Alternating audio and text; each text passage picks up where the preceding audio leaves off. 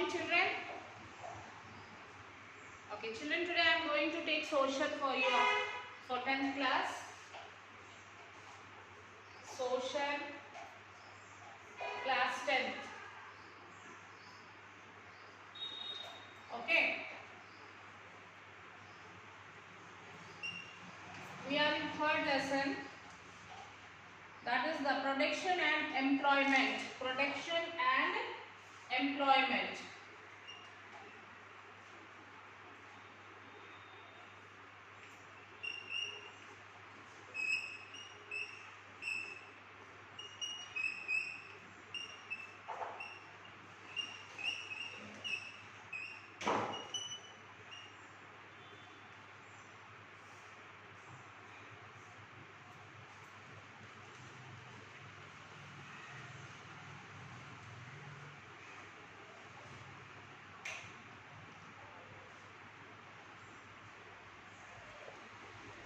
Yes, textbook page number 28, children.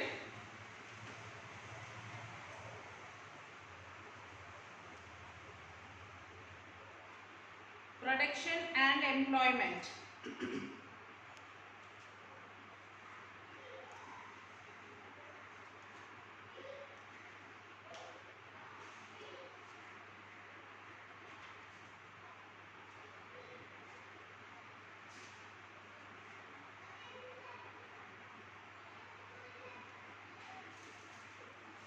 Yes, production and employment, children.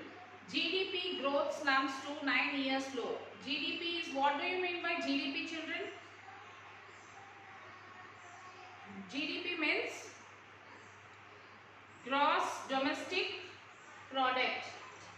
Okay, gross domestic product. Okay, India's GDP grew only by 5% in 2012 to 13. The agriculture growth also moderated, while a slowdown was also witnessed in construction and services. Disappointed with the dismal GDP figures, Finance Minister, however, expressed cautious optimism and pointed to some signs of recovery in some select sectors. Okay, this was the article which was published in a newspaper. So let us start this lesson and we'll understand what is production and employment. You may have come across such news. What is GDP? That is being talked about. What relation does it have with the sectors of the Indian economy? Let us try to understand. Sectors of economy. You may recall some of the chapters from class 8 and 9 where we discussed how people are engaged in different activities to earn their livelihoods. So as you have in your previous classes like 8th class and 9th class, you might have already studied about this, like how people will be engaged for their livelihood, like they will be doing the different types of work. These activities are broadly categorized as follows. So people who are engaged in work, they will be doing some work. One person will be doing one sort of work, the other person will be doing the other sort of work. Everyone will be doing one type of work. So these activities, the work which the people do, these activities are divided into different sectors. Okay, and this will be divided into different categories. And they are agriculture and related activities such as fishing, forestry, mining, where nature has a dominant role in the production process. So from these categories, different categories,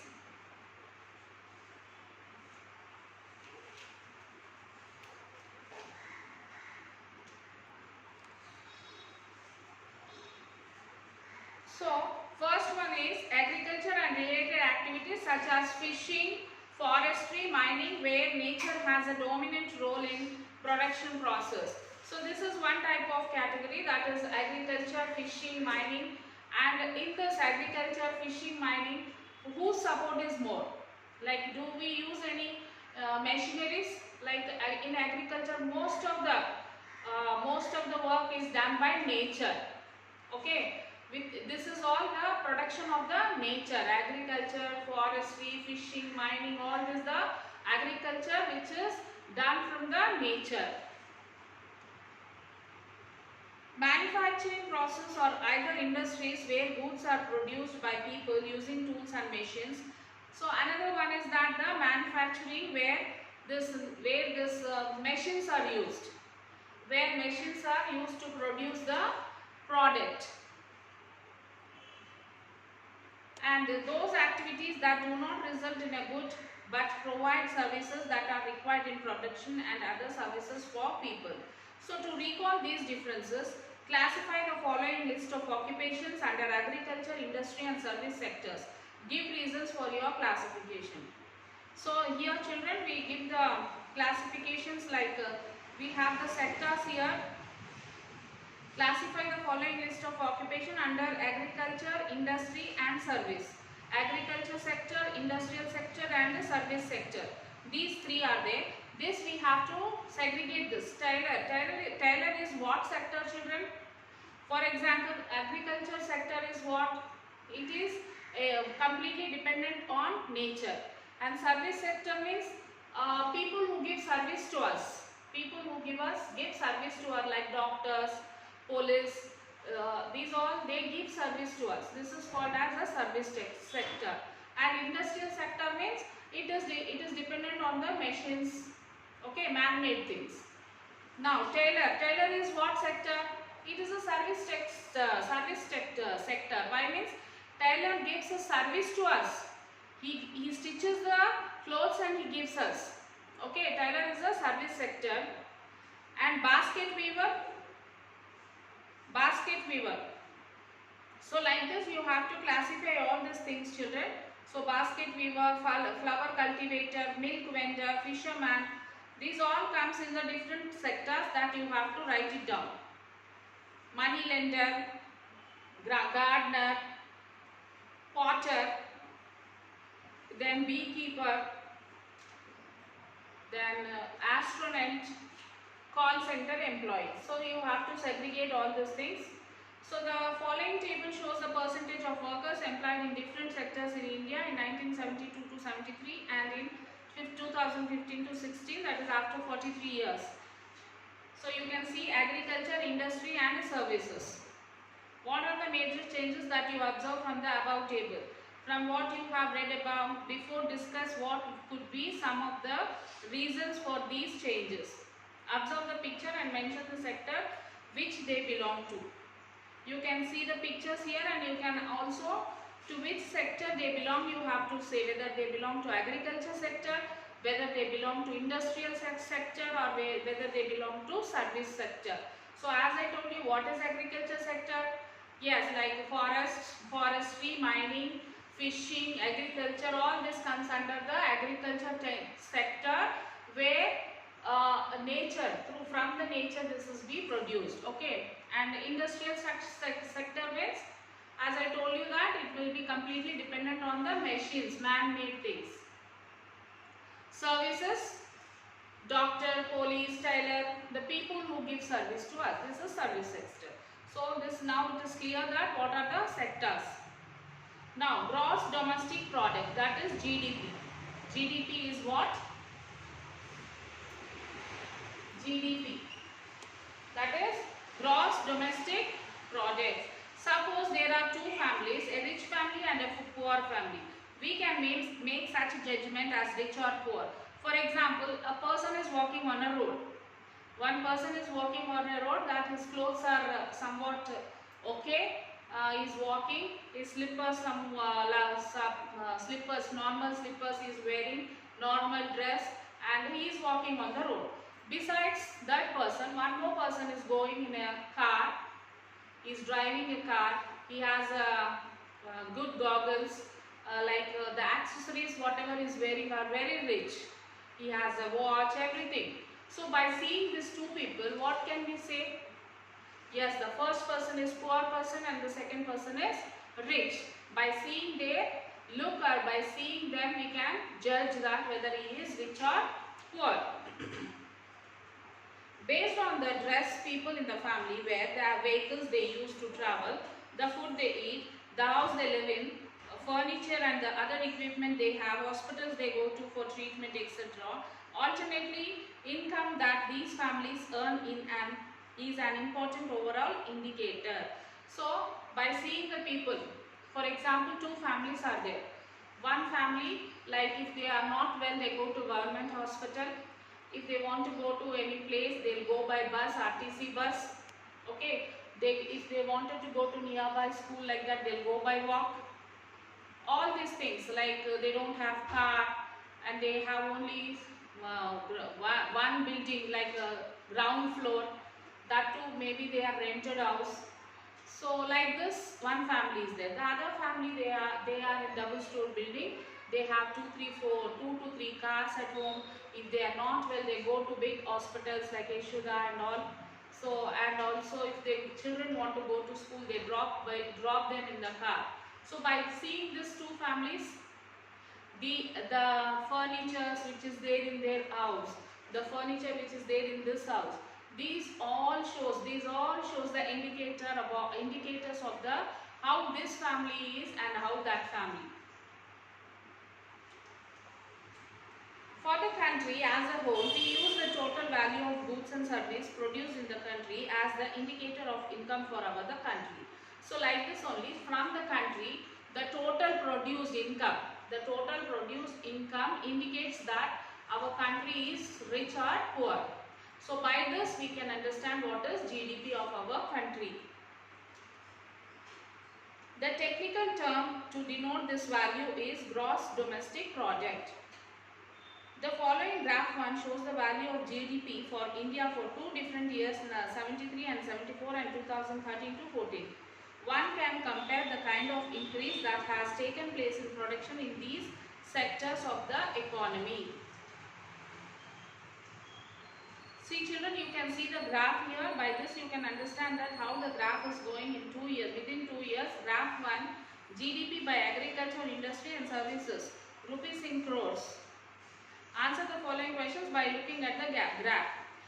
Which was the largest producing sector in 1973?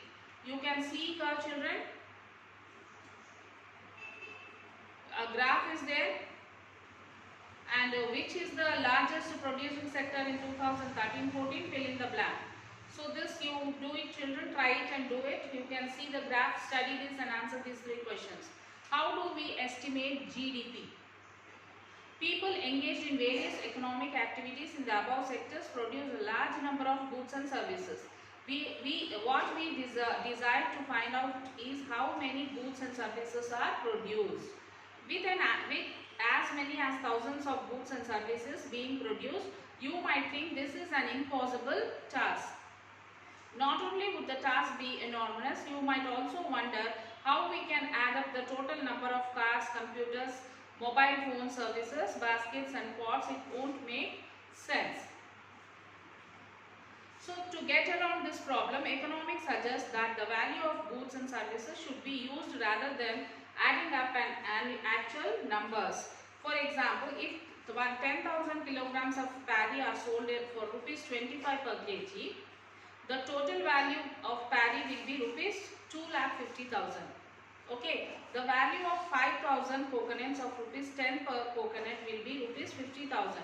It is necessary to count every good or service that is produced and sold.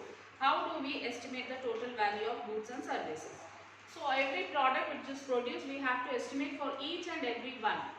For example, 25 kgs of rice was sold from the 10,000 kilograms of paddy was sold for rupees 25 per kg. Okay. It is not that altogether we sell it, or like bags we sell it. Each and every grain or each and every product will be sold. Take for instance a farmer who sells paddy to a rice mill for rupees 25 per kg. She sells 100 kilograms of paddy. Let us assume that she did not have to buy any seeds. The total value of paddy produced by her is rupees 2,500. The rice mill takes out rice and sells 80 kilograms of rice to the hotelier for rupees 40 per kg and 20 kilograms of us as at rupees 20 per kg. The total value of goods produced by the rice miller is 80 into 40, that is plus 20 into 20. This 80 into 40 is what, children? The 80 kilograms of rice and rupees 40 rupees per kg. 80 kilograms, 80 kgs of rice into 40 rupees per kg, and is equal, and 20 into 20. 20 into 20, what is that? 20 husk kilo, 20 kgs of husk into 20 rupees per kg. That all together comes to 3,600. This is what the hotelier pays the rice miller. The hotelier makes idli, dosa and husk is used as a fuel by him. The hotel owner, by using rice and husk, makes out rupees 5,000 from the sale of idli, dosa. So he was spending 3,600 for the ingredients which he is going to make idli, dosa or anything. How much he is paying? 3,600, but how much he is getting? 5,000. Okay.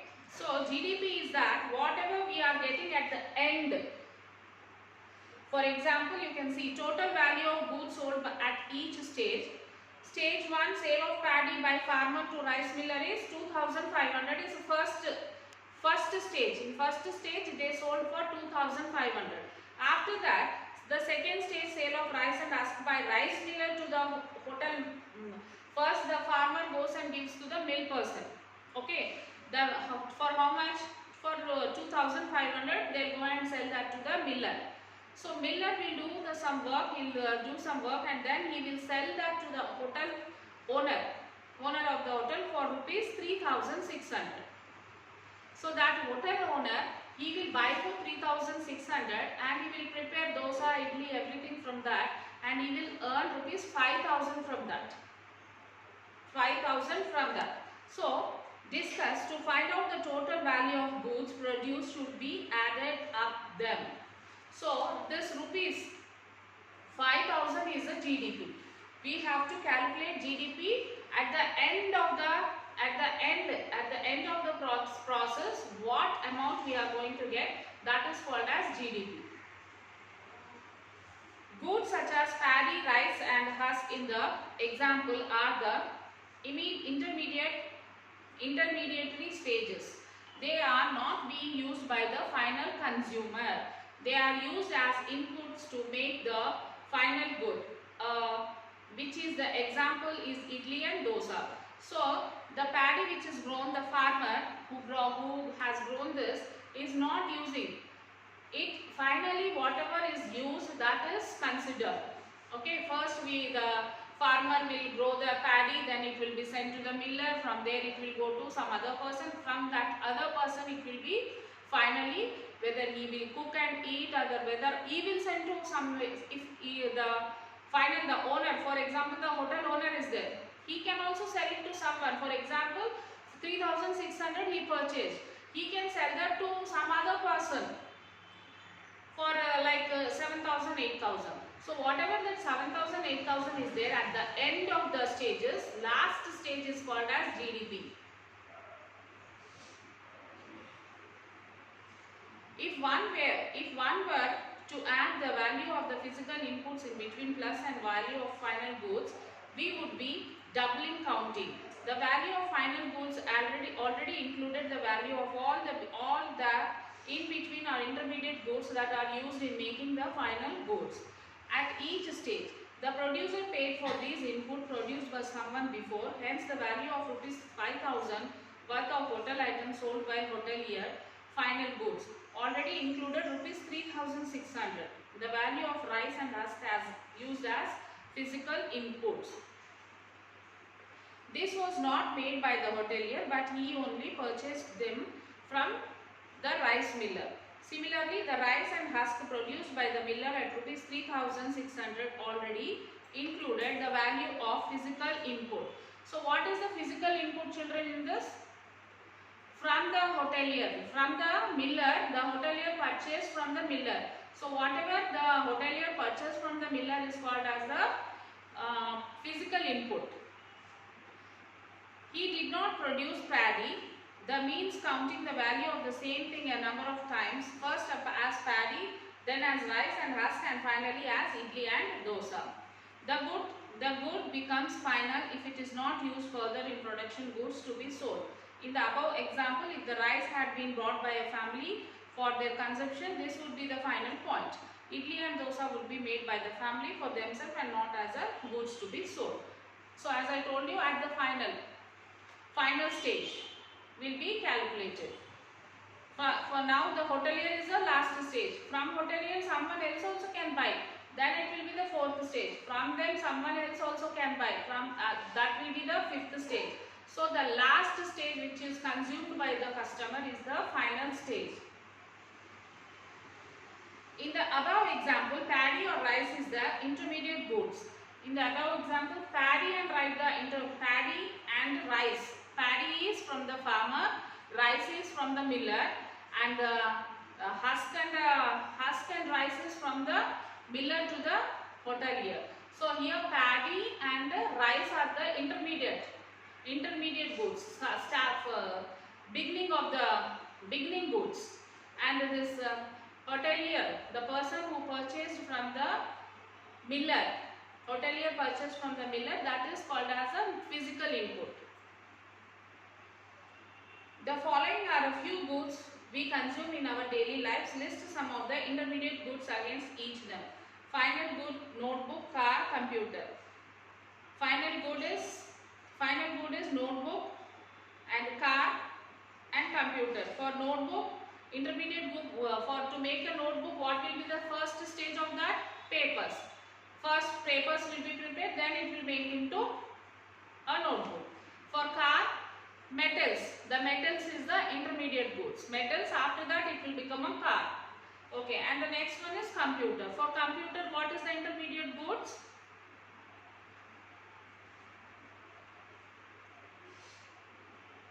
Yes, for computer, what will be the intermediate goods? Parts of the computer. With the help of the parts of the computer, we will make it a computer. So intermediate goods means starting the, for example, as I told you, this book, we have a textbook. First we will make the papers. Papers are the intermediate goods. After papers, it will be made as a book.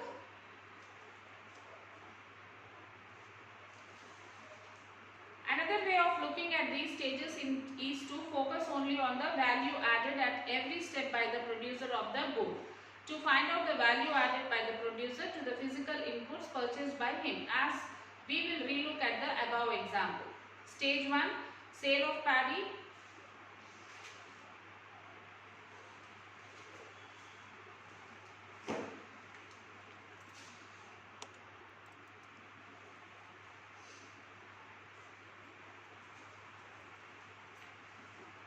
So this is why again the same thing has given children. Once you have to have a look on this, like stage 1, sale of paddy by farmer to rice miller, value added rupees 2500 obtained by the deducting input value 0 from product value rupees 2500. 2500 is the first amount. In the first stage it was sold for 2500.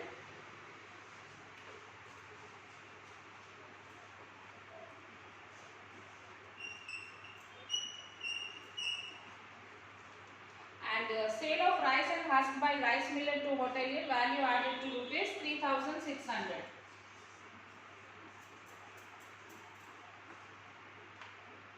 Obtained by deducting input value of rupees 2500 from produced value rupees 3600. Stage 3, sale of idlis, dosas, value added rupees 1400 obtained by deducting input value of rupees 3600 from product value of rupees 5000. Total value added stage wise is 2500 plus 1100 plus 1400 is equals to 5000. So first amount was 2500. So here when they are selling to the miller, how much they got? The miller, when the miller is selling to the hotelier, what profit did he took? He took 1100. From here to here it is 1100. Okay. And hotelier, he purchased for 3600 and he sold, he made the idlis, dosas and everything and he sold and he got the profit of 5000. So what is the profit here he got is 1400. Isn't it? 3600 he paid. And when he sold everything, he got this profit from the 5000. From 5000, if we minus 3600, the profit is 1400. So 2500, 1100 plus 1400 is how much?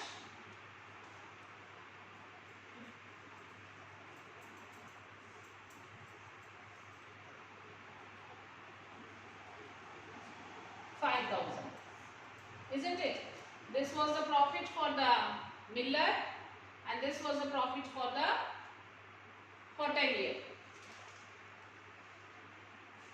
It makes sense only to include the value added at each stage or to take the value of final goods and services. The value of final goods and services produced in each sector during a particular period, particular year provides the total production of the sector for that year. Add the sum of the production in these sectors gives what is called the gross domestic product of a country. It is the value of all final goods and services produced within a country during a particular year. So during the particular year, whatever the production is produced from the country, all over the country, at the end of the year they calculate like this and it will be told as a GDP of the country. GDP records the market value of all final goods and services produced. But there are many items that are not sold, purchased in the market. One important example is the work that is done at home like cooking, cleaning, organizing, bringing up children, tending to plants and cattle, etc. In most instances, these do not involve any monetary transaction and therefore remain outside the GDP measure.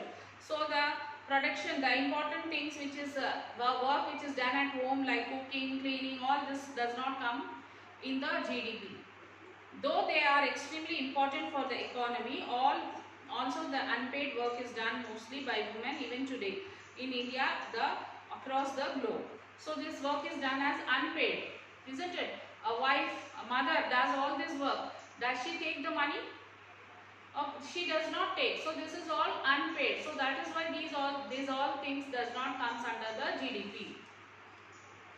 The value of GDP is given in the following table. Compute the growth rate of GDP on above for 2010 and 11. Just have a look of this table, children. Changes in the importance of sector, value, goods and services produced and employment of people. So far we know how the size of GDP has increased over the years as more and more goods and services are produced. So from that table we understood that how the GDP is increasing year by year. So when the GDP is increasing year by year, obviously the production also will be increased. It is essential to know how this increase took place and what kind of activities contributed more to this growth of GDP. It has been noted that many of the now developed countries had agriculture and other allied activities as the most important contributor of GDP during the initial stages of development. So mostly because for this GDP, this agriculture sector and the other activities play an important role to the growth of the GDP. As the method of farming changed and agriculture sector began to prosper, it produced much more food than before. Many people could now take up other activities as essential food requirements were met by other producers. There are increasing number of craft persons and traders. Buying and selling activities increased. As the production is increased, the buying activities also will increase. Many times further increasing the demand for goods and services. Besides, rules employed large number of people as administrator, army, etc. However, at this stage, in all over context, most of the goods produced were from agriculture and related sector, and most people were also employed in this sectors. Recall what you have read about the Industrial Revolution in the earliest classes. As new methods of manufacturing were introduced, factories came up and started expanding. These people who had earlier worked on farms now began to work in the factories in large numbers. So like this, the factories have come up and the many employment things. Many factories are expanding. People, when they used to work in the farm, now they started working in the industries, factories, industries. People began to use many more goods. They were mass production by factories at much lower rates, and these goods reached the markets all over the world. For these countries, industrial production gradually became the most important sector, both in the total production of goods and services and also in the employment of the people. So obviously when there is a more production, what will happen, children? The employment also will be more. The opportunities of employment also will become more. Hence, over time a shift took place. This means that the importance of the sectors has changed. The industrial sector become the dominant sector, and the importance of the agricultural sector become sector both for employment and production decline. In the past 50 years, there has been a further shift from industry to service sector for development countries. The service sectors has become the most important sector in terms of total production. Most of the working people have also made a shift and are now employed in the service sectors. So most of the people who are working, they have joined in the service sectors and not manufacturing goods. This is the general pattern observed in development countries. So this is what the general thing which is observed in the developed countries, developing countries or the developed countries. Is a similar pattern observed in India too. Even in India also this is going on. Look at the following two pie charts on the next page. The contribution of various activities to GDP has been presented for 2 financial years, that is 1973-74 and 2013 and 14. The circle or the pie represents the GDP in the year. GDP is made up of production from the 3 sectors: agriculture, industry, services. Agriculture, industry and services. Services is termed are seen to comprise of 3 types. You can see the pie chart and observe the what do services comprise of: community, social and personal services, finance, insurance and real estate, trade, hotel, transport and communications. So can you find out some examples of trade, hotel, transport and communication? See children, in graph 2, share of different sectors in gross domestic product in 1973. See, you can see the pie chart here. First one, green is what children? That is agriculture. Agriculture is 43%. And what is industry? Industry is 22%. Okay. And the trade, this one. Trade is trade, hotels like hotels, transport and communication is how much? 15%. You can write it down if you want. Otherwise, you can observe here in year 973 and 74, agriculture is 43%. Whereas in the year 2011 and 12, agriculture is 2015-16, agriculture is 19%. Okay. And in 1973-74, industries is 8%. In 15-16, industries has become 22%. And trade, hotels, transport and communication, in 73-74 it became 15%. It was 15%, and in the 2015-16 it became 19%. Next, finance, insurance and real estate. In the 1973-74 that is 8%, whereas in 2015-16 it was 22%. It is 22%. So community, society and personal services is in 1973-74 it was 12%, and in 2015-16 also it is 12%. Okay, did you observe the differences in these 2 years? Like in the year 1973-74 and 2015 and 16. During the 43-year period, the output share of agriculture sector has fallen drastically. So the agriculture was fallen very drastically, because in 2073-74 agriculture was 43%, whereas in 2015 and 16 it has become to 19%. So completely it fall down. There was a small increase in the share of industrial output in GDP in contrast to this. There is a tremendous increase in the share of services activities. 2 out of 3 subsectors of services activities have expanded.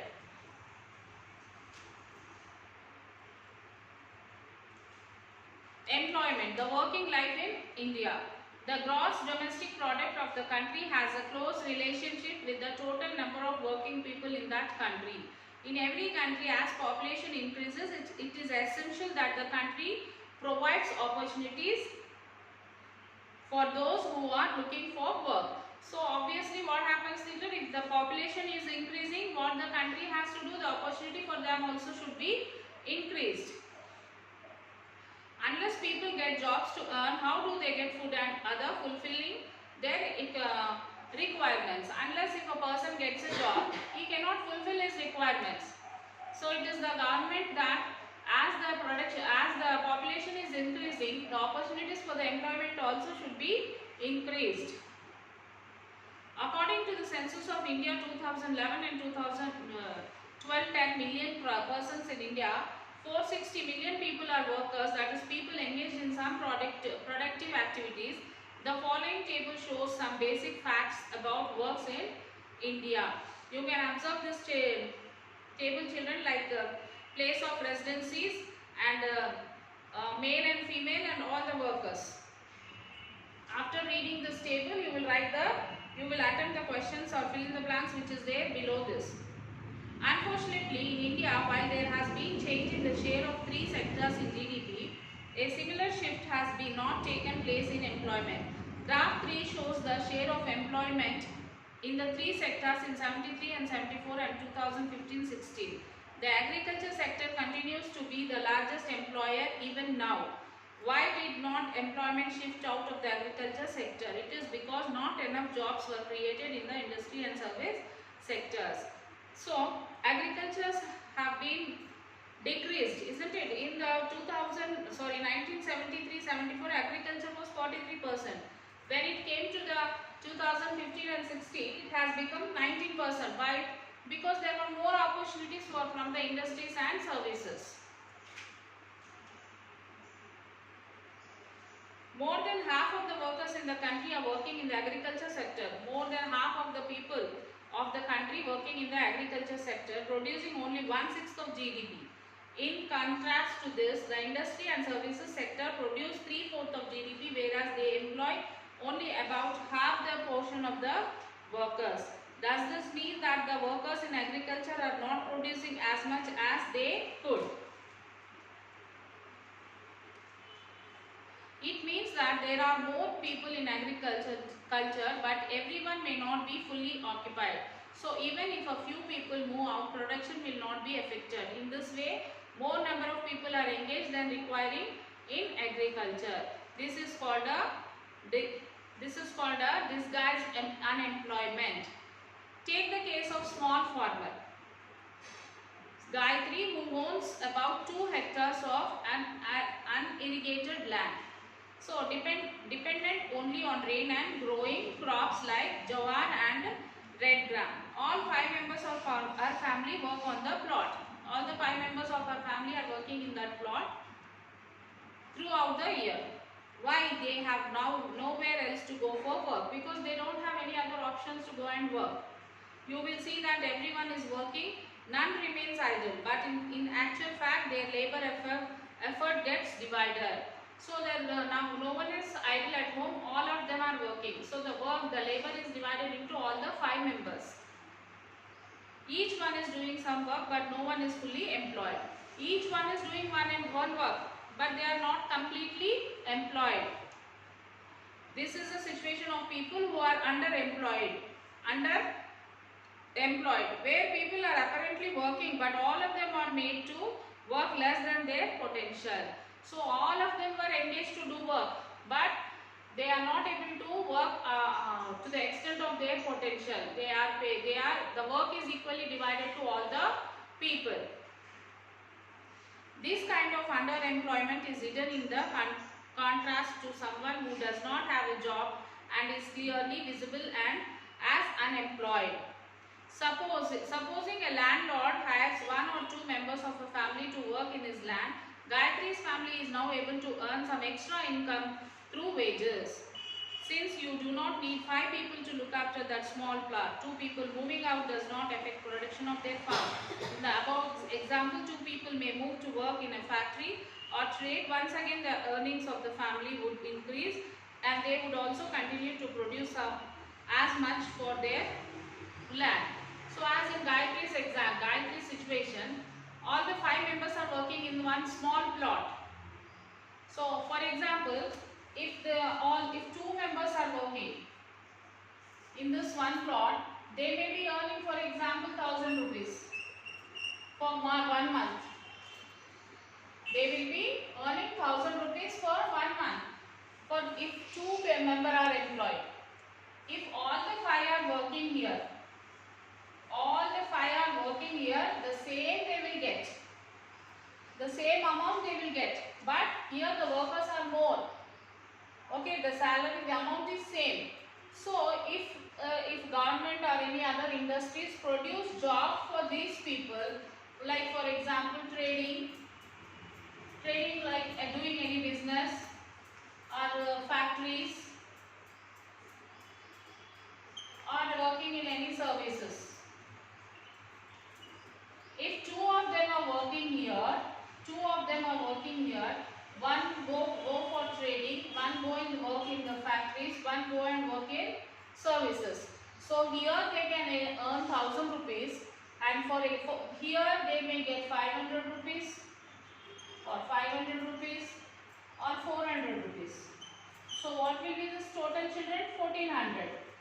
So from this 1000 plus 1400, so they are earning 2400. Is there profit in this, children? Yes. So whose work is this? The government has to provide these all things. Okay, then they can fulfill their requirements. Instead of all the 5 working and earning 1000 rupees. If they have all these facilities, they will go and work here. Okay.